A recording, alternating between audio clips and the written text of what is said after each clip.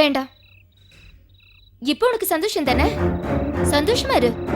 உன் தம்பியோட ஆத்மா உன்னை சபிச்சிட்டு இருக்கும்.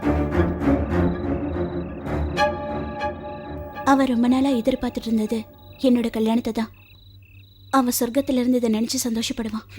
அப்படி நீ நினைச்சிட்டு அவனை மலையில இருந்து தள்ளி விட்ட ஆளே அவன் அக்காவை கல்யாணம் பண்ணிக்க போறத நினைச்சு அவன் சொர்க்கத்துல இருந்து ரொம்ப சந்தோஷப்படுவான்.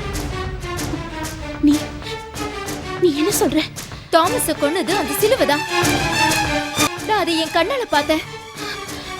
என் அம்மா மேல சத்தியம்.